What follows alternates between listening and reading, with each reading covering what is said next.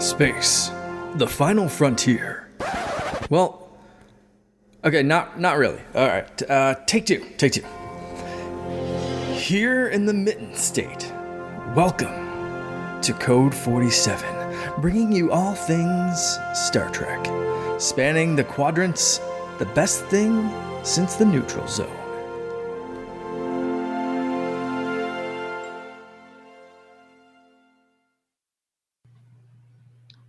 Back again in real time and recorded time, in no time, out of time, whatever it is.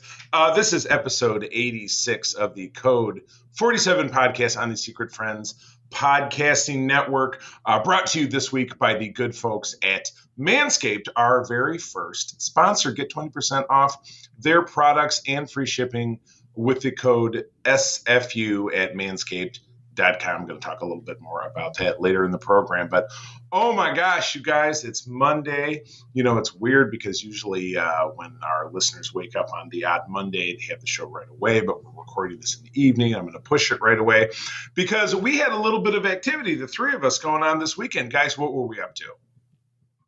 Comic-Con. Oh, I was going to say harassing the Mandalorian booth, but also Comic-Con. Well, that too. Yes. Well, that did provide the vehicle for that. Yes, what we're actually talking about here is Katie and Peter and I, and by the way, for new listeners of the program, I'm Charlie Carden, your Trek Lord of West Michigan. I'm joined as always by the fantastic Katie and the fantastic Peter. Hello. Say hello. Hey. And the three of us are part of the USS Grand Petoskey, which is the chapter of the Star Trek International Fan Club here in Grand Rapids, Michigan. We had our biggest event of the year, which is the Grand Rapids Comic-Con Fall Show.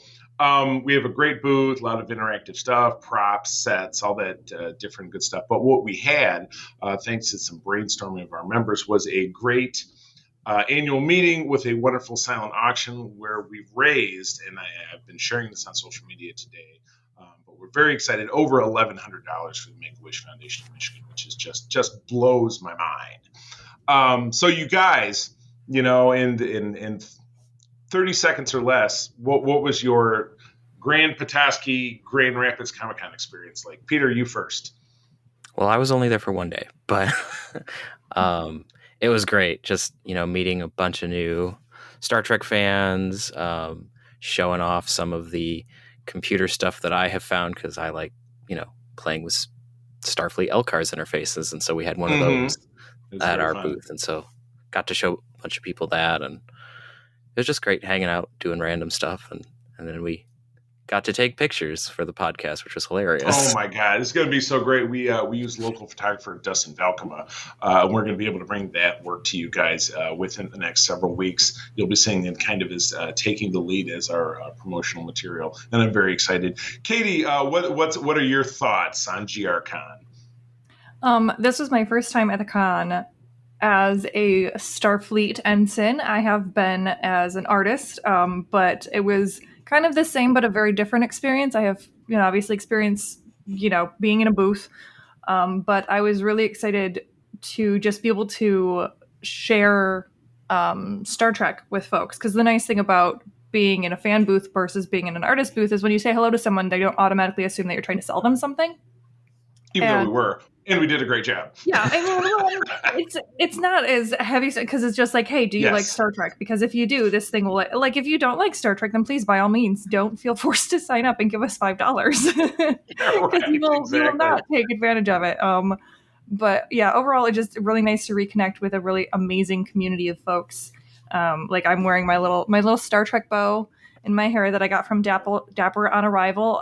They are not our sponsor, but I will plug the hell out of them because I love all their stuff. And the owner is from there.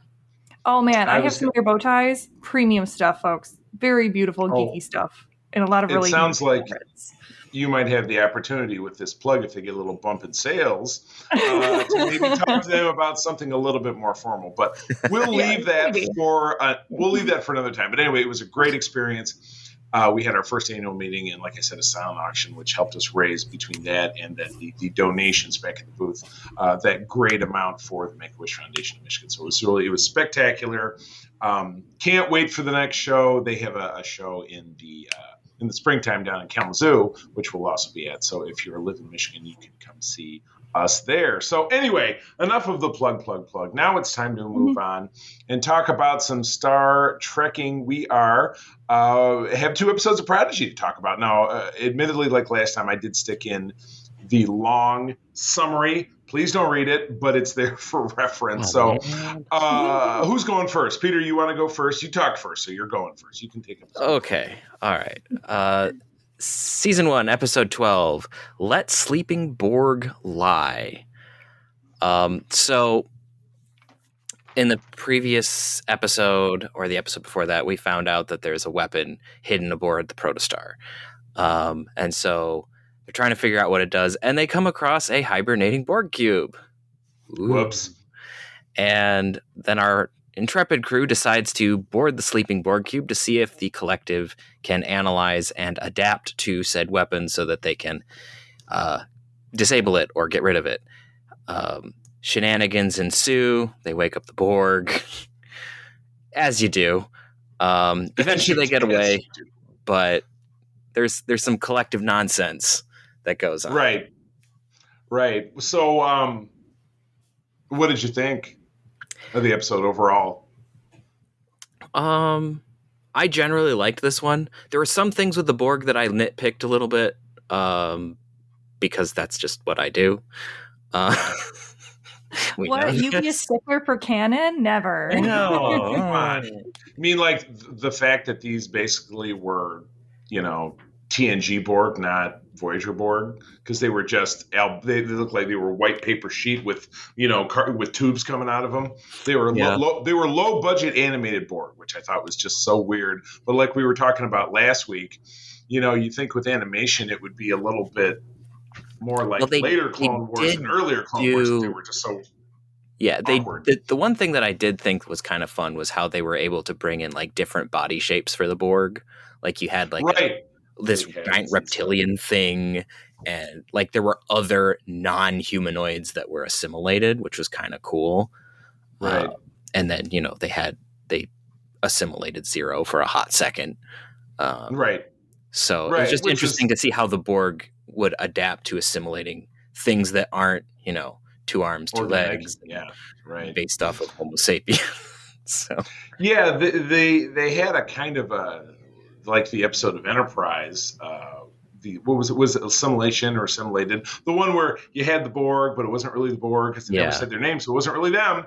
But it was like the convenient, the pseudo Borg in that episode plugged nanoprobes into Dr. Phlox, but he was able to give himself a strong enough shot of penicillin or whatever, and he made them go away. It's just like that was kind of the deal with Zero in this, and I guess that kind of this one, Zero overcame the Borg by the power of friendship and family.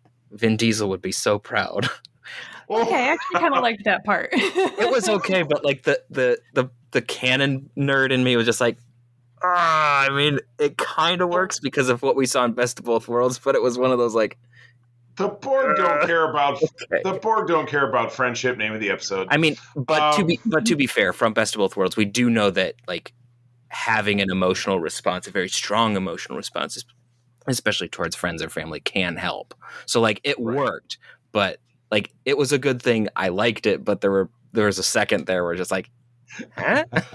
Yeah, that also like it didn't make sense when they were like, okay, well, if you just don't act aggressively, they won't bother you. But then they weren't acting aggressively; they were just chilling there, and they got all attacked. And then Janeway was like, "No! After everybody's been captured, no, just don't attack them, and it'll be fine." And I was like, "But they already attacked them." They kind of like flip flopped between it, which was they kind of like did. Again, I have nitpicks about how they used the Borg. It was cool seeing them again. Mm-hmm. Yeah, but how they did it was like they kind of flopped between, as you said, TNG and like later with how they deal with people. Yeah, and I will agree. And I know. Go ahead, please. Oh, okay. I'm sorry. I will say I did really like, because that was one of the first things I noticed, Peter, was that they had like different alien species. Because it's animation, it was a lot easier to do like different representations of the Borg, because it seems like everybody that I remember seeing as a Borg has been human, even though in First Contact we saw like a Klingon and there's been a Vulcan or a Cardassian here or there, kind of sprinkled in. But somehow, even in the entire galaxy, it seems like the only people they assimilate, even though there's been thousands of races they've had contact with, it's just been humans. Yep. Oh my! There's a Voyager. There's humans everywhere. Oh my God! There's a Voyager related chuckle that we'll run into in earlier episodes. But when Neelix was talking to Seven in an episode that I was referenced recently, the Kazon came up and Seven said the Borg bumped into the Kazon and figured out they weren't worthy of assimilation and just let them go.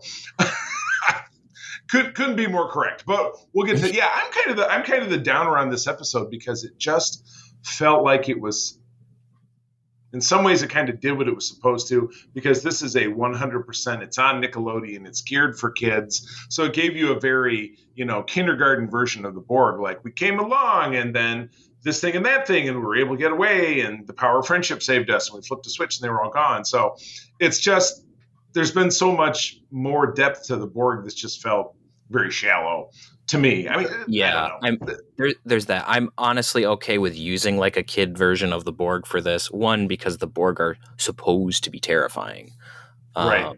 And so if you use the Borg as they're supposed to be used, like, and there's points in like newer Star Trek where they haven't been used correctly, like, and I'll even throw Voyager under the bus a little bit there, but. Like, if you're using the Borg correctly, they're supposed to be legitimately terrifying. And so I was okay with how they used them for a kid's show, especially if you're like, this is your introduction to Star Trek. You've never seen the Borg before. Like, this is a little bit more of a, this is what I'm dubbing a little bit more of a Happy Meal version of the Borg.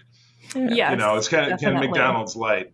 There we go. All right. That's what I'll call it. All right. Final thoughts before we move on? There was the side plot that I forgot to mention where Janeway finds where they want the diviner back in the previous episode, and so that he wakes up, and they plug him back into his serum, so then he's starting to like wake up, and then they're like, oh, the protostar's around and it must not be Chakotay in command, someone stole the ship, because he says something about the ship being stolen. And so then now it's like, this isn't just a search, it's now a rescue and something. And anyway, the manhunt. So we manhunt. Very spirit off camera. Yeah. I mean, I like what they tried to do with Zero, and I think again it's just the fact that it's a kids version of the show, and they're not really doing like kids filter with adult feelings. It's just no kids filter. Because again, Zero is Zero and Gwen for life. Those are my two favorites. Right. And I liked the fact that like they had to go and deal with who they are and what they are and how they hurt, like, in really like almost killed or destroyed the mind of Gwen. And so I thought that was a really nice attempt at making that, like, to build those character dynamics. But again, I just was the very Happy Meal kind of fluffy version of it. I love this Happy Meal analogy. But it was a good, nailed it. Like, I agree. It was a good thing with how they. Yeah, I think they did well for a kids show, like for a genuine kids show. And this is, I'm coming from it from like, I'm currently wearing a Centaur World shirt, so I'm a fan of the kids shows. I'm just used to them like really punching you in the gut when it comes to that. Yeah. Oh man, awesome. All right, well, let's move on. Katie, this next one is yours, and I gotta say I'm a fan. But yeah, go for it. It's yours. Okay. This was season 1, episode 13, All the World's a Stage. And so after the end of season 12, episode 12, when they realize that they cannot contact Starfleet lest the all deadly living weapon thing virus infects Starfleet and destroys Starfleet, they now have to figure out how to be Starfleet without being Starfleet. So they decide to answer some distress signals, where they end up meeting the Enterprisians. And I have to say, the one that was James T., the way that they just totally made fun of how William Shatner speaks and his inflections was probably what made this episode, because even though I am not a huge, like, I haven't seen a lot of the original series, I just know that that's something that's been made fun of a lot.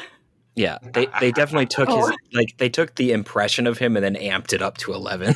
Yes, right, it exactly. was like an SNL skit level type of it. It was Jim Carrey's version of Kirk. That's what it was. Oh, yeah.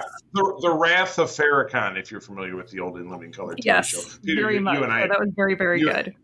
Yeah. And I loved it. And Peter, you probably will have gotten an Easter egg that not necessarily would have made a lot of sense to Katie, but the crashed shuttlecraft and the guy who informed them or who told them all about the Enterprise and everything, it was the Galileo, which is the classic shuttlecraft, but the dude was Garavik, who was the son of Kirk's original captain. He was featured in the episode Obsession about the cloud or whatever. So it was, Katie, in short, they took a very minor guest star for one episode, and then this was his fate. He got lost in shuttlecraft. Yeah, I had to go back and double check who he was, because I know that name. I know he's exactly. I've seen him somewhere. I figured he was just a generic red shirt with as many red shirts that died in the original series. Right. Yeah, all of the shirts, the shirts the Enterprising were green. So I mean, is that because the planet was just perpetually green, or the goo field that was causing the sickness was green, and it was great. They were all terribly they were all stitched together, but they were all wearing commander's ranks and science badges, which I thought was kind of funny. Even though Garavik was wearing a red. Right, with no stripe, exactly. So, this is fun. I think this is probably this was Star Trek Does Galaxy Quest.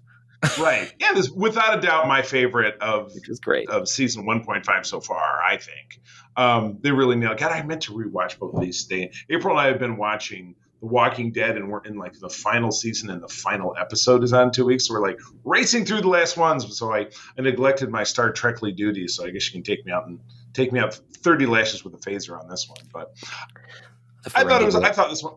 Yeah, Ferengi Whip. I thought this was a lot of fun. It was good. They got their mission done, and it doesn't say in this, but we get a little bit more of the Admiral Janeway story on the Prometheus. Or did we just see that in the Dauntless is her ship, and then the Dauntless, and the Protostar. Gotcha. So they do a little. And more. they're really teeing it up in the next episode, because I saw and posted a news article today. Will be the next episode is when they meet Okana, and then Janeway catches up with them, and it's the clip. And Xindi apparently. And the Xindi, which Katie, that's from Enterprise, so never mind. It's not your cup of tea. But yeah, this was fun. Any final thoughts or other thoughts about this episode? I thoroughly enjoyed this episode, but we all know that I'm a sucker for TOS. Right. I have a new character that I want to throw out the airlock, which is Jankum. Jankum has taken my position of wanting to throw him out the airlock. Dal is getting better. In this episode, it did actually have some kind of vibes of Dal dealing with the fact that he's not going to be able to be Starfleet, and that was kind of his main goal, and what it means to be to call yourself Starfleet. Kind of, I guess, self-diagnose yourself as Starfleet versus getting the official paperwork. Yeah. Right. Yeah, but Jankum hasn't really had any character development yet. No, he's kind of a he's just a coward, but also really prideful and just. Really Tellarites tend to be fairly belligerent and prideful, so that's on brand, but it doesn't help too much. But it was also really off brand that he didn't even know that he was a Tellarite until that was a little space station. And the guy was running them all through the machine. Says, "Hey, you're a Tellarite, and they're a blah blah blah." This he's like, "I'm a founding member." And then it's his natural dickishness comes out. It's oh well, that was really not a step in the wrong direction for that kid. Right. Well, and it also makes it feel like it's the nature versus nurture thing, where they're no, it is not cultural that they are have a prideful culture. It is that they are just naturally prideful and kind of obnoxious. Yes. Yeah, obnoxious. And I'm that feels not very fair. Yeah, right. It seems a little weird. Yeah, no doubt. I also did how Dal had to deal with getting sick himself, and then having to rely on everybody else, and Zero I don't know how to do any of this. Like, well, Zero, you got to figure it out. Yeah. So they Zero seems very competent. Dahl, on the other hand, yeah, Dahl's not so much, Right. but they put him on the bed, and then they had like Dr. McCoy talk to her, talk to Zero. Like it was just great because it's like you had these characters who weren't the original Star Trek bridge crew, but they definitely were emulating them. It's like right. They were the Bones and kind of the Cliff Notes version, right? Like just like it almost sounded like they had George Takei doing a cameo. I didn't look it up, but it almost sounded like him. It almost sounded like they were like do Sulu, just not quite. It almost sounded like him. Right. All the accents were all just not quite. Yeah, I also just really appreciated how they brought the actual TOS visuals back. I know that I'm going to get kicked for that by some people, but I really, really liked how it was the classic TOS Class F shuttle. It was the classic phaser, the classic communicator. The sound effects weren't quite right, but like the classic bridge console, which was another thing that I also thought was great, was how these characters had been like taught by Garevik how to use certain things with 23rd century technology. And so then Dahl needs a crew. So they go up, and then Janeway reconfigures the bridge to be with 23rd century consoles. And then these Enterprisians can actually fly this 24th century ship using 23rd century interfaces, which I thought was fantastic. Because it's all compatible. It's just hilarious. Yeah. I both loved and hated that because I was like, okay, so they got lost in translation in over 100 years. They can't remember Live Long and Prosper or James T. Kirk, but they can remember how to specifically navigate air thrusters. There's a disconnect there, but it was still really fun. Right. It was still, I was like, okay, this is my own like nitpickiness coming out where I'm like, there's that join the dark with the finesse of being able to angle through a collapsing cave. Sure, absolutely.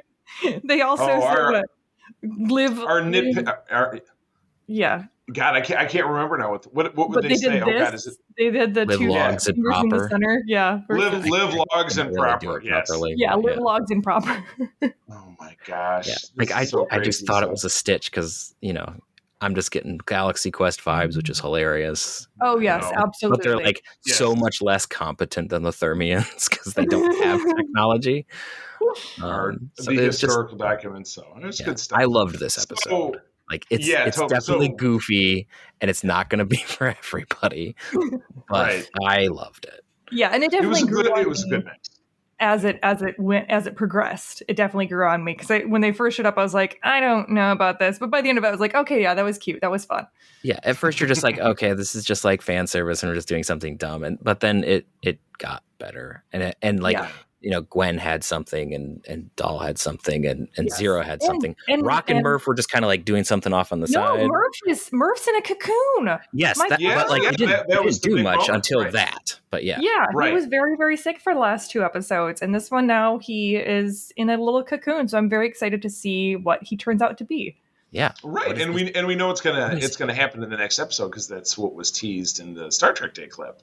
Because he's on the bridge and they turn around and Rat goes, "We have a development." It's very sitcom-y. Now the question is, are we going to hear D. Bradley Baker speak now? Oh, I don't. That's who's voicing him. Yeah, it's just making pops and chirps and stuff. I don't know. So with this, we are almost halfway through the season. So this was episodes 3 and 4, and we have a total of 10. So the question is where we are going. I mean, there's going to be this big conflict, and the real Janeway's going to catch up with them, and the Diviner's on that ship, and the big weapon. And so the next episode, I think, will probably be a blowout. It'll be very exciting. So I'm fired up. It's good It'll stuff. be great. Yeah. All right. Well, that wraps up the first segment of the show. Peter is going to leave us. But, Peter, where do people find you out there on the intrawebs? So you can find me on the interwebs at Petrus Aquinas on most socials. You can also find me over at the Roll and Review YouTube channel, which posts sporadically. And you can find me returning this week on ELH's channel doing a Star Trek Adventures game where I play a Xindi captain. Oh my goodness, you're blowing up all over the place. Well, cool. All right, we're going to take a little pause for station identification, come back and do a little plug for our sponsor, and then we're talking about Voyager. So we'll be right back. Hey, that was easy. We are back. We're going to be talking a little bit about Star Trek Voyager, getting into our third segment of 4, where we're breaking down season 2 of that show. But first, wanted to talk a little bit more about Manscaped. You can support our Secret Friends Unite podcasting network by checking out the good folks at Manscaped, the best in men's below-the-waist grooming. Their products are precision-engineered tools for your family jewels. Manscaped's Performance Package is the ultimate men's hygiene bundle. Join over 6 million men worldwide who trust Manscaped with this exclusive offer for you. As I mentioned at the top of the show, 20% off and free worldwide shipping with the code SFU at manscaped.com. You can find a link in the show notes below. But yes, if my math is correct, and it isn't always, but I think I got it this time, Katie, that's 12 million balls, which is really something I don't want to think about. But you know what? It's undeniably a big success. Not that it would be a new Real House, but anyway. Go ahead and pop on over to Manscaped, manscaped.com. Code is SFU, save yourself 20%. But anyway, getting into talking about Star Trek Voyager. Now, admittedly, Katie, last episode, you had a little bit of a issue with one of the episodes, as I recall. I did. And hopefully we are headed out of that territory, but only time will tell. So we're actually going to be taking on 7 episodes as opposed to 6 last time because I tried to intersperse them so we weren't just blang, blang, blang. But why don't you jump off and start talking to us about episode 14? Yeah, so episode 14 is Alliances. It was directed by Les Landau and written by Jerry Taylor. It aired in January 22nd of 1996. And this is the one where Janeway attempts to form an alliance with the Kazon to improve Voyager's standing in the Delta Quadrant. And I love and hate this episode.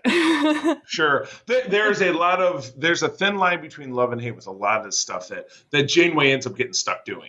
Because it's a lot of like, I got shitty choices because it's just us out here. What are we going to do? And this episode was a great example of that. So please tell me more. Yeah, well, I mean, I don't necessarily hate the idea of, kind of the enemy of my enemy deal, or, let's try to find some way to get around, the Kazon conflict that's been happening and how to get through the Delta Quadrant. And I really, really love the speech or like the kind of conversation that her and Tuvok have when Tuvok's talking about Spock and how he was able to bring like the Klingons and the Federation together for the Alliance, and how even if, we create a temporary peace while we're here, it might lead to a longer lasting peace if they know what that can be like. So I was like, that's really cool. Then they introduced the Trabe, and they're like, and that actor too had 2 roles in a row in Star Trek where he was just a total dickbag. Because his first, like I mentioned this once before in a early season 6 episode of TNG, he was this guy who was an ambassador that had with this little rock had the ability to make somebody his vessel for his bad thoughts and like all his stress, and he stuck it to Troy and it turned her into an old lady and was going to kill her. Have you ever seen that one? I think I know I have. I don't remember it exactly, but so it's just like, what a dick. And then he ends up being in this episode and it's not an improvement. No, absolutely not. Well, and especially because he's talking about how basically they gentrified and redlined the Kazon. I mean, it is very, very indicative of, basically from the 50s to the, current as far as how, the Black population in America was treated, and how they were assumed to be as far as being violent, degenerates, animalistic. Right. And then he's like, but, that was 30 years ago. And I was like, this is where that Star Trek math is really, really bad. Because he's like talking about how he remembers it and he was 8 and he had to flee because he's like, well, I didn't know they were being treated badly and being kept basically in, slums and, cages. That's not my fault. And then we had to flee because we treated them horribly and now they're pissed. And they're like, but that was 30 years ago. I'm like, yeah. Right. And? Yeah. Yeah, right. Oh my God. I'm like, I Yeah, wonder why they're upset at you. yeah, right. And why? Yeah, and why? Because you've obviously never done anything to rectify Yeah, it. you They're basically still like super pissed. enslaved them, entrapped them for generations, and created a warmongering race because they were constantly fighting for resources to survive. And gee, you're wondering Right. why now they're fighting for resources to survive. Yeah, right. Not even a simple "my bad." you Right. know and in the end of this, it's very typical. This guy is his solution to bring about the alliance, or the peace that Janeway was looking for, because obviously he teams up with the Voyager crew, is like, well, let's just kill all the leaders. Man, that is absolutely going to make everything all okay. So Janeway comes right back to, yeah, pretty much this was a shitty idea, and they managed to just get away, kind of with their skin intact. But another message about Starfleet principles, obviously delivered in a kind of convenient fashion. Yeah, I was and nobody really died. Yeah, I was kind of bummed that Janeway, when the guy was explaining this, that because I think Chakotay was the one who was like, yeah, that was 30 years ago. And Janeway wasn't like, what the heck? No, Yeah, I am not signing with you on this. Absolutely not. Right. What? Right. No, you're not going to be involved in these discussions. Absolutely not. You need to figure this shit out on your own. Where's the prime directive in this instance? Exactly. I mean, one could argue that maybe she felt so desperate. They had lost people. The ship was in bad shape. It's like, this is our last chance. But still, in the end of it, I mean, that was one of the chief complaints of, for example, Ron Moore, who was a writer over on DS9, who went on to create your mentioned Battlestar Galactica, which is one of my favorites, is that ship in that show just continued to get more grungy and torn up because they were never able to fix it. So every time it would get dinged up, it would just continue to look crappier and crappier. Now, ostensibly, Voyager, if they have power for the replicators, they can build new things and whatever. But, the ship always looked like it just rolled off every week it looked clean. There was never any right.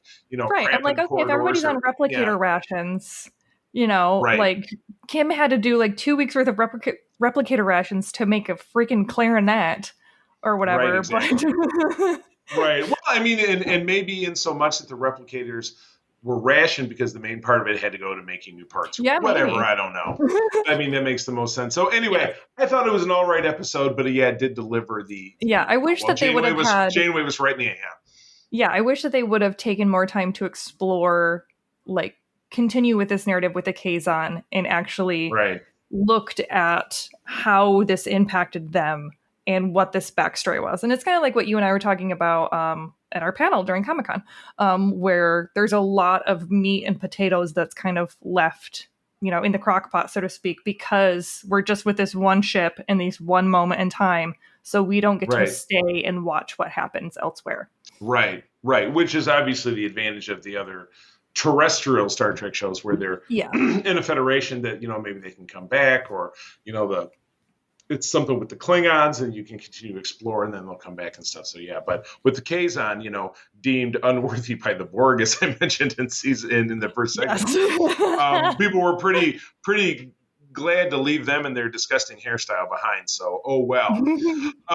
Anyhow, moving on, episode 15, it's Infamous. This is the one that we were talking about in the panel, because it was recently, there was an absolutely beautiful TAS/T-Man/Filmation style spoof of this one was done. I believe it was this past summer, that I almost just feel like we should probably go ahead and share on the SFU page once I publish this, because of the way we're referencing. But anyway, episode 15 is Threshold. Was directed by Alexander Singer, a story by Michael DeLuca, and teleplay by Brandon Braga, who's one of the mainstays of the show. From January of 1996, Tom Paris breaks the transwarp barrier in the shuttlecraft Cochrane, destined to reach warp 10, but then he begins to evolve. We talked a lot about this one in the panel, because the sheer amount of in this episode, So yeah, Tom Paris breaks the warp 10 threshold, which in Star Trek parlance means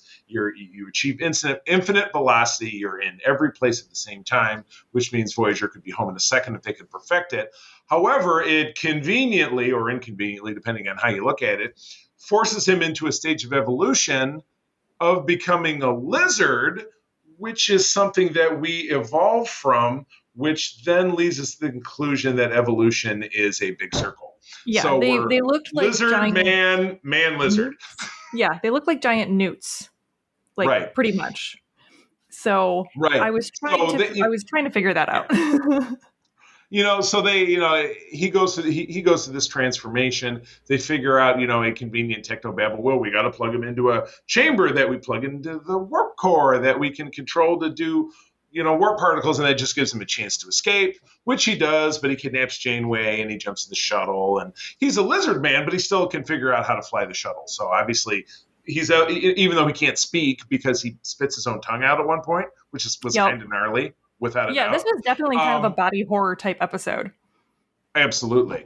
So he flies off with Janeway, and then there's this big break where it takes a few days. Voyager catches up with them. Chakotay and Tuvok and an away team beam down, find them.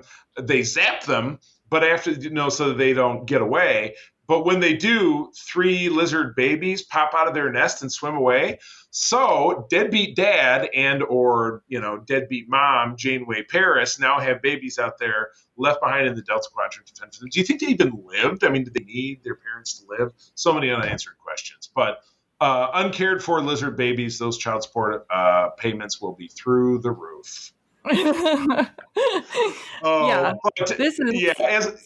is going to be all over their ass. I guess, yes, exactly. Starfleet CPS or whatever they have in the Delta Squadron. But anyway, this was very beautifully spoofed, like I said, not that long ago, with an adaptation that just kind of plugged in the Star Trek the Animated Series / He-Man and the Masters of the Universe, which was more a thing when I was growing up, from the studio Filmation. And the thing that's the most memorable, and I love that one because we did the same panel that you, April, and I did at the show this weekend.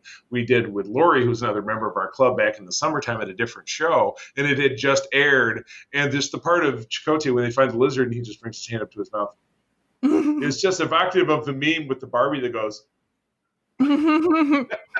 I just absolutely love it. But yeah, what a weird, very Star Trek-y kind of episode. So obviously they figure out transwarp's not going to work, and so they just kind of have to abandon technology, even though the Borg make it work. So whatever right, that's what I was trying to figure out. I'm like, the Borg can do like faster than warp travel. So how do they do anything? They just have a different flibbity flobber on the flappity do. I have no idea. It's some weird bullshit, but I gotta say, I loved the scientific explanation as to how this worked because his DNA was evolving. So the doctor was able to find his original DNA. So they destroyed the mutated, evolved DNA, and then his original DNA just took over and he de-evolved. I'm like, I have a basic high school biology from a very rural school, and I understand that is not how DNA works. You can't make DNA do a flip-flop for you? No. I'm like, you can't just destroy DNA and then be like, don't worry, it'll clone itself back to normal. It's spinning this way, now it's going to spin this way. And it'll be fine. It's like when Superman flew around the Earth to make it go backwards. It's easy. Right, exactly. It was this was very much Superman flies backwards. We evolved backwards. And don't even get me started on the I remember watching this the first time and just being like, why are they amphibians? Why did they turn into giant newts? This makes zero sense. Oh my God. Yeah, no doubt about it. So anyway, on to an episode that has a little bit more meat on the bones. You go right ahead with episode 16, please. Episode 16 is Meld. That was directed by Cliff Bull and a story by Mike Sussman and teleplay by Michael Piller. And that one aired February 5th of 96. And this is crewman Lon Suter, murders an engineering crewman for no apparent reason. Tuvok mind melds with him to ascertain his motive, but it causes him to become aggressive. So I really like the it was a hot mess. But I love I love Tudor's race. What is his species? He's a Betazoid, the same as Deanna. Betazoid. I just kept thinking Bajoran. I'm like, it's not a Bajoran. Right, but he is, and I think they did. They gave him very dark brown contacts because I think that's a thing with the species. Yeah, the Betazoids have like Marina eyes. Sirtis have real black eyes. Yeah, and he is a full. They make it sound like he's a full Betazoid, which means he's a telepath. but he doesn't really illustrate that. The way when he tends to talk when he's talking to Tuvok when he's in the brig in the jail cell, he makes it sound like his abilities are more like Troy's, where he senses emotion. So maybe he is not. Maybe he's half human, just like Troy's, but they don't really touch on that. But anyway. Yeah, I mean, because he does, he never communicates with Tuvok telepathically. Right, exactly. Yeah, he definitely, it definitely seems like there is something different about his, like the way that his abilities manifest, because even when he's talking about like feeling, he says that he does not feel emotion. And so it seems like it's very much they're taking that angle of like a sociopath or psychopath of like what it would be like to have a Bajoran who doesn't actually have those types of emotional connections. Right. You just said Bajoran again, so that's two demerits. Betazoid. It's a B. It's one of those B races. Yeah, sorry, I got distracted because the cat decided to climb across my lap right when I started talking. I know. I haven't had a visitor yet this evening. It's weird. Yeah, maybe I still will. Yeah, but I really enjoyed kind of the like thought experiment that it made Tuvok go through, because Tuvok, who's all logic and reason, was like, well, there has to be some sort of explanation for this behavior. There has to be some reason. And he's like, no, he just looked at me weird. I don't know. I just felt like killing him. It's like, oh, killing again. Yeah, it's like Tuvok can't really wrap his head around sociopathic behavior. Maybe that's something that's because maybe to him it's something that's so uniquely rooted in emotion that he just can't really click with it. Mm-hmm. So I thought this was a wonderful episode. This was absolutely this and then a couple of other ones that we see throughout this segment. We have some we're starting to get into a crop where I think Voyager's kind of starting to turn a corner and get into some decent, consistent storytelling. Yeah. I really did like the exploration. Yeah. Yeah, the actors who play Suter and Tuvok just did a phenomenal job. And anyone who tries to tell me that Tuvok is cold and emotionless, no, he is a sassy man. That is the sassiest. He's always so very snippy with Neelix. I mean, that from the moment they meet, you know what I mean? The eyebrow work that he would care for a bath. Yeah, just everything. Yeah. You look at him and you know exactly what that man is thinking, and he is not pleased with you because he is not going to put up with your lip. Yes. Papa don't take no mess. That's that exactly. Oh my God. No, Tuvok is. I've always said I like Chakotay despite some of his shortcomings, and then I really love Tuvok as a character. I really do. So yeah, I think that this is an example, because again we're more than through the halfway point of season 2, and I think we're really starting to get some decent momentum. We get some great character moments, and I think we got some good ones in the next one here. So episode 17 is Dreadnought, directed by LeVar Burton, Geordie LaForge himself. Gary Holland is the writer, not a name I'm familiar with, from February of '96. A highly advanced Cardassian AI missile has been reprogrammed by B'Elanna Torres in the past, when she was a Maquis, so a few years prior. It's found in the Delta Quadrant, having ostensibly got there the same way that Voyager did. And its damaged programming is leading it to potentially destroy Voyager and a planet that looks like its target. So this was cool. This was an example of something that in TNG parlance they called a bottle show, where they use a lot of existing sets, because aboard Dreadnought, it was Deep Space Nine. Because DS9 is a Cardassian station, and it had all the panels and the lighting and the coloring just looks very similar.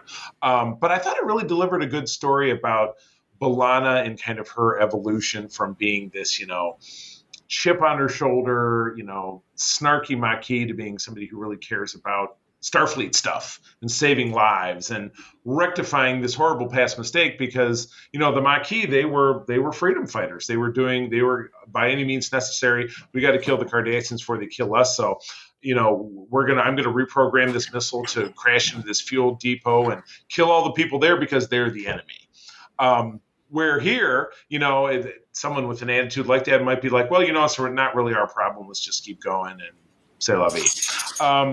I see it as growth for the character. Oh, absolutely. And you can definitely tell the difference in the hubris she had when she took over the Dreadnought and she reprogrammed it, because when she did it behind Chakotay's back because he did the "I'm not angry, I'm disappointed," which everybody knows that's worse. When he found out, right. when he found out that she had done this and sent it after this Cardassian base that they were I think it was a fuel depot they were planning on destroying. Yeah. And she was like, no, I programmed it so that it's like AI is evolving, it's adaptable, like it is. I thought of everything, and so nothing can possibly go wrong. And now after and then conveniently, that's when the narrator props in and goes, but actually something did go very wrong. Yeah, so this was a Morgan Freeman moment. In fact, it was not carefree and easy. Exactly. So in the end, it was a lot of her dealing with her past self and having to face the ugliness of the person she was and how much she has grown to I don't want to say despise, but just really dislike who she was in some of the actions and motivations that she had, because she did it out of a lot of ignorance and hubris for her own part, because she thought everything was very black and white for her at that moment.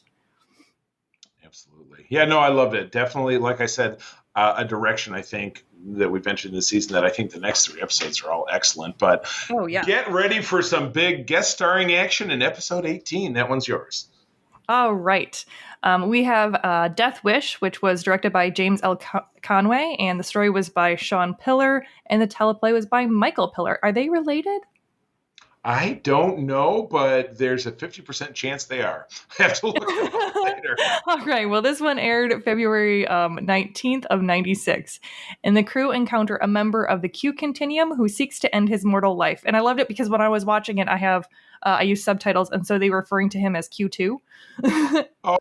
Which is weird because when we actually met a second Q, it was played by actor Corbin Burnson in an episode of TNG, and they called him Q2. So I guess Q2 is an interchange. And then when they bring on actress Susie Plaxton in a later episode, she also played Worf's baby mama, who is the mother to his son. She was Lady Q, and I think we'll find her. That's in season 3. We'll find her in episodes of that. So, but man, oh man, I love the other Q. He is just so just fun, and there's just a gentle wholesomeness to him and an inquisitiveness to him that really gives you a different look at the continuum, and you realize that not all Qs are alike. I mean, and obviously Q shows up, which always love having Q around. I really wish that they didn't do the weird hitting on Janeway subline. Yeah, they gross. Leaned in pretty hard. Yeah, they were all cashing all their chips on that one. Yeah, so that part I would say no, and I am kind of like, I understand why they did it, because this, as the story goes, this is kind of the Data hearing trial version of Voyager, where this Q wants to become mortal because he's been alive for millennia and millennia, and he's like, I want to be mortal so I can commit suicide because I have lived everything, I've done everything. There's literally nothing left for me to explore. And rather than allowing him to do this, because the Q Continuum is not entirely sure how that will impact their own culture and life, they stick him in a tiny little chamber in a comet, which, kind of fate worse than death at that point. He's been trapped in there for 300 years. Janeway accidentally, the crew accidentally release him, and he immediately tries to kill himself again. But then he accidentally gets rid of all the men on the ship because he's a little rusty. The ship of the Valkyries, I think, is what RQ says. John Delancey. Yes. Yeah. Of course, because he immediately comes in and makes a comment about how a woman can't be a captain, and then says something about the ship of the Valkyries. I was like, my God. But it does, there is an absolutely amazing speech that the second Q gives about, his free will and his ability, when does the state get to decide over someone's individual determination. And it's a really, really great just philosophical discussion, and I really, really enjoyed it for that reason. And ultimately he kind of changes Q's mind, because he is made mortal. Janeway does decide in his favor, despite Q telling her, if you decide in a way that the Continuum thinks is favorable, we will get you back to Earth. No, Right, but like, exactly. with a literal snap of my finger. Exactly. Like, I think And kind of she dickish doesn't go that for you it. wouldn't just do that anyway. Exactly. Like it wouldn't be, yeah. And I know in a later episode, he's like, well, thanks for helping me out. Here's the thing. Oh, this will cut 3 years off of our journey home. I mean, maybe he's following some Q Prime director, whatever it is, but Who knows? I don't know. Great performance in this. John Delancey had some weird lip balm on in this whole episode, which if you watch, it's just like his makeup was a little too weird and bizarre. Maybe it was the lighting. I don't know. Like his lips were really, really dark. Yeah, A lot of like he exactly. had like And almost like a purple like lip liner on, which was very it must strange. have. It was too cold on Voyager. They weren't paying their heating, but it was conserving power. They turned the heat down. And I loved we get an appearance by Jonathan Frakes' Commander Riker, which was a big hit. Nitpick, he shows up and he knows Janeway, which makes sense. But he's also wearing a TNG badge, not a Voyager badge, which means that he's from far enough in the past that he wouldn't have actually known that Janeway was the captain of Voyager. So there you go. That's my little nit to pick. I've been picking it for 25 years because that's how old the episode is. But I love seeing him. I love the guy who was the sound tech at Woodstock, who Q helped out. With Riker, he was his Civil War ancestor. He also jostled the tree that made the apple fall on Newton's head. So yeah. I love that courtroom scene. That was a little bit of levity in what was obviously some very heady sociological issues, which is something Star Trek is really great at. So again, 2 powerful episodes in a row, and then we're getting into the last 2 episodes we're going to talk about tonight.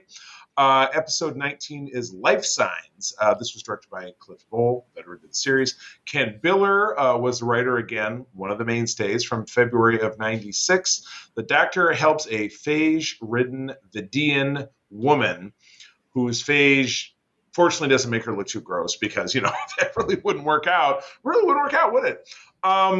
But this is, her name is Dinara Pell. Just plucked that out of thin air. Things I remember. They find her. She's suffering. The Doctor is able to, thanks to great Starfleet medicine, put her brain patterns into the computer, and so it can make a hologram of her. And then he falls in love with her, of course. But at this point, Doc didn't have the mobile emitter, and he certainly doesn't have 2, so they're stuck in sickbay in the holodeck. But they start to fall in love, and boy, his early adventures in falling in love, like, Dinara, I'm attracted to you, and wanted to know if you felt the same way. Yes, just the most awkward. Watching Kessa's face while that train wreck happened was because she was like, Doctor, no, please do not tell me that you're going to be doing this while basically like doing open brain surgery. Yeah, right. On this woman who's literally literally standing right next to you. Right. Exactly. It just really was not the right moment, but it was great, and it was interesting. The woman tries to poison her corporeal body so that she can stay, she can stay a hologram, and ultimately she figures out that that's not really living, and she can't really take the medical advance that was able to save her back to her people if she's dead. And so, that leaves her and the Doctor a couple of weeks to have a romance and stuff. And it's really very sweet.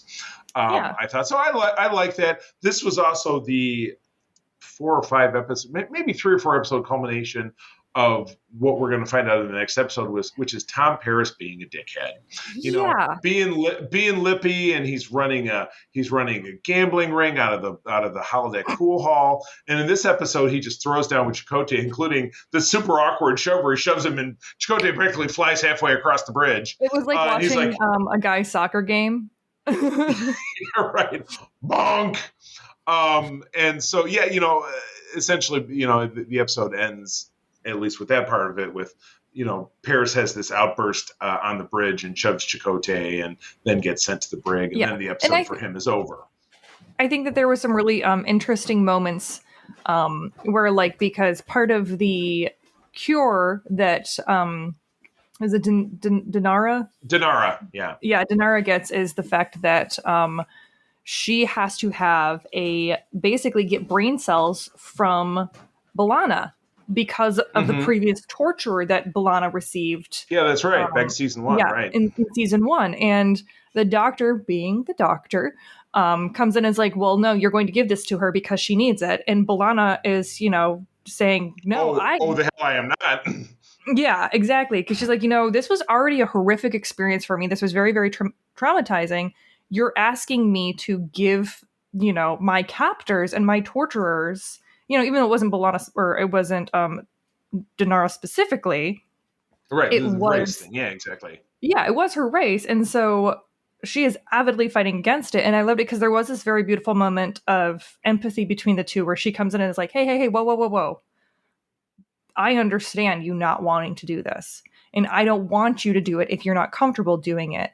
And so there was very much a really nice, genuine moment talking about like bodily autonomy and talking about consent for treatment and where the line should be drawn, like as far as, organ donation and that sort of thing of saying, hey, no, just because you can doesn't mean you have to and you should be forced to, which especially coming from, the Viridian is a big thing.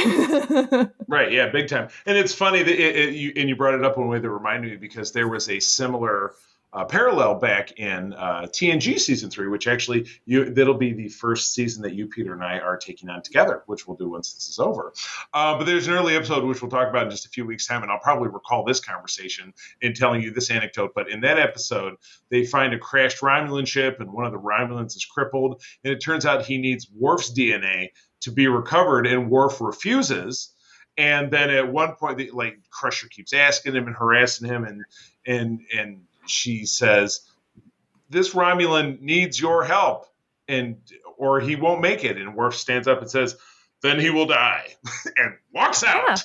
Yeah. Oh, yeah. So he's a lot less empathy going on with your, male, 100% Klingons as opposed to B'Elanna, who's half human. And believe it or not, she's somehow a little bit more mellow. I don't know. I would love to have seen Worf and B'Elanna do something together. I think that would have been. Well, and it also is talking about, like what the state can enforce. Again, this is kind of going back and having a nod towards the Death Wish, which is when does the individual's rights be superseded by, or could be forced to change because of, the state rights. Yeah, and at this point, the Doctor as a member of authority saying, no, you have to do this. And, B'Elanna trying to keep her individual rights of being like, no, you do not get to violate my personhood because you want to see this thing happen.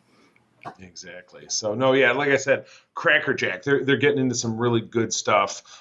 So we wrap up with episode 20. We're closing the spy arc. Now, this is Michael Jonas, and I forgot to mention that, but yeah, this was all Michael Jonas, who's the spy on board. It all culminates in this, so go ahead. Yes, this is Investigations. Again, Les Landau was the director, and we had the story by Jeff Schnaffer? Sure. and Bond, and the teleplay by Jerry Taylor, and this aired March 13th of 96. And this one is Neelix tries to flesh out the traitor on board who has been colluding with the Kazon Nistrum. So this one was very validating because after you had the one very earlier where with Threshold of Paris coming to these terms with Janeway about like how, I always thought I'd be someone special, very white man's burden of like, everybody told me I'd be special and then I never accomplished anything and now I feel sad. Aww, yeah, but, exactly. He takes some personal accountability for that and is like, if I'm going to make something of my life, I have to be able to do that and I have to be able to accomplish it and I can't hold everyone else accountable for my shortcomings or for I can't just expect things, to be handed to me. And then he immediately starts acting like a total douche for the next 4 episodes. And I remember when I was originally watching this, I was like, what is going on? I thought that there was some mild continuation or like continuity between the characters and what they did in one episode versus what they didn't. Am I watching TNG again? Where like nothing matters as far as the character growth goes. So this episode then made so much more sense because it was like, oh, you find out at the end of the episode, they basically staged it to make Paris look like he was the spy and the traitor. But that was something that Janeway, Tuvok, and Paris had come up with because they were afraid it was Maquis, so they didn't want to get Chakotay involved because they didn't want to put Chakotay in a weird place, which, respect, but that's also, fair. Chakotay. And you can tell why he was pissed because he's like, I'm the first officer, why you cut, everybody's going around me. Yeah, and I can definitely I can definitely see both sides, because Chakotay definitely felt, and he voiced, "Oh, so you didn't trust me?" And Janeway was like, "No, I didn't want to put you in a position where you would have to fight against your friends, like, Right. and try, Exactly. to have to, basically lie to the people that you brought on this ship." Right, So, exactly. So, yeah, and again, and Janeway making those tough choices like she had to back in yeah, the 90s. It's exactly. like it's the best of all. But yeah, they had to they flushed Paris out because they figured if they let him go, he's an easy target. The case on Seska will find a way to pick him up, and then once they do that, through that situation, they're going to find out who is the mole, and of course they do, and we've known all along because you've seen this dude Michael Jonas, who's actor Raphael Sbarge, who's been in like everything. He's one of those, hey, it's that guy. He's been in every damn thing, so you know his face. But you've seen him. He's been talking to the Kazan all along, and this was the framing sequence of this is Neelix doing his like. Did you guys have Channel 1 in your high school, like the morning? Oh news yes, yeah. He's doing like the homeschool news version. Yeah, right. And I was, it was funny because when I was in high school, I was involved in the TV production part of it, so it was very familiar. Yeah, but he's coming on saying, "I'm going to do recipes and interviews with blah blah blah and this and that," and Harry talks him up about, well, that's all great fluff, but eventually you're going to want to have some meat and potatoes, something serious. And Harry talked about his own experience as kind of a cub journalist, that's my experience because I grew up doing that. And through this, Neelix takes his role as ambassador and homegrown journalist guy as a way to finally get to the bottom of the fact of finding out that Michael Jonas is the bad guy. They do have an epic struggle. This was kind of convenient. They have an epic struggle in engineering, those two characters, during a disaster that causes they're up on the terrace, the second level, the mezzanine in engineering, which I always thought was the coolest set because it went around in a rectangle and there were different stations on each side. But they're struggling at the warp diagnostic console, which is right in front of that second level there. They're fighting with the wrench or whatever, and conveniently down on the first level, the floor splits open into this green mass, and in their fight, Neelix chucks Michael Jonas directly into the green stuff and he's vaporized. So that was easy, no trial. No, you don't have to put him in a room with Lon Suter. Yeah, Jonas had made the warp core was failing. Like there was a warp core failure, and so like warp core breached, all that weird stuff. But you always hear about how bad a warp core breaches and how bad all of the stuff is going to be, and then like it starts happening. You're like, so you guys were just able to just calm that right down, huh? Right, it's not a big deal. When that happen? Where exactly is that point of no return for this thing? It is. It's the button all the way over on the left. It's the blue one. I will say, as a redeeming an episode of this was for Paris's character, I think this also really helped Neelix come across a little bit better. Right, because I have started to like Neelix again as long as he is not with Kes. Because again, we've talked about this. He's a horrible, horrible boyfriend, but for some reason, most domineering, terrible. Yeah, it is just in that one instance that he's just a total horrible person. And then, other than that, he's super compassionate, and it shows that he's intelligent, he's capable, he's able to understand engineering schematics and like coding and log entries and recognize things in these log entries and in this data that other people have passed by. And even after getting gaslit by Tuvok, he's still like, no, I think there's something here.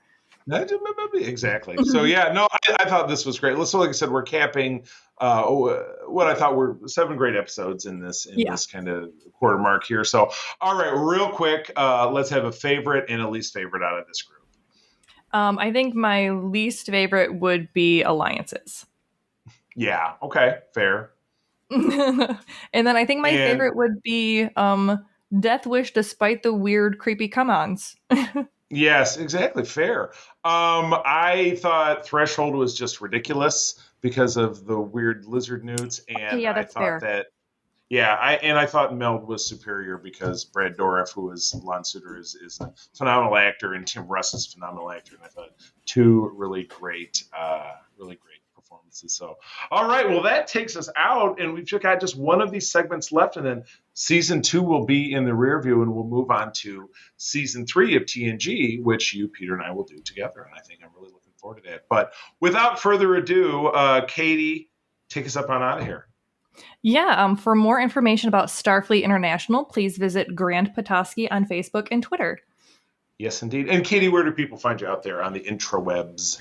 You can find me on Instagram at Quintessential Geek, and then you can also find me on Twitter at QTGeek. That's Q_T Geek. And then I have also been experimenting with Counter Social, and you can find me there at K Quinn.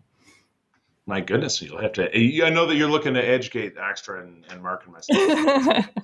I mean, I wasn't very active on Twitter, so but Counter Social seems to be a little bit less toxic. So I've been trying that one out. Oh, good.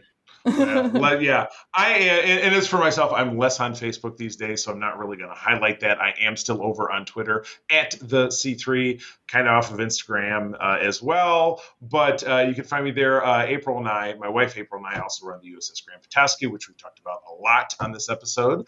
You can find us on a website of that name and across socials there. If you live in Michigan, if you're a Star Trek fan, we're popping up chapters all over the place. We're opening a chapter in Lansing, Michigan. That's underway. We met a lot of people this weekend from a lot of places that might have interest in your town too. So if you are a Michigander and you love Star Trek, please get in touch with us. So yes, and Charlie just got a recent promotion to regional fleet captain. Yes, regional.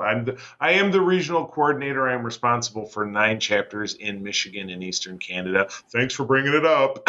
Oh, you're welcome. Oh, if I have a chance to embarrass you and call attention to you, I'm going to definitely do that, Charlie. You should know this by now. I know, and I love you back. Thank you so much. This is how I show affection, by antagonizing you. Oh, I love it. It's like a big brother, little sister thing. So that's all right. Exactly. Well, cool. All right. Well, folks, that is all. So I'm going to, as always, thank you for joining us. I'm going to tell you that sharing is caring. To keep on trekking. And wherever you go, go boldly. This podcast is part of the Secret Friends Unite podcasting network. Visit secretfriendsunite.com for more great shows, articles, news, reviews, and more. Secret Friends Unite podcasts are available on Apple, Google, Spotify, and other podcast services around the world. If you'd like to be part of the conversation, you can join us on Facebook or our new Discord server, or follow at Secret Friends U on Twitter. Please subscribe to Secret Friends Unite on YouTube and visit our merch store at tpublic.com. Just search Secret Friends Unite. Thanks for listening.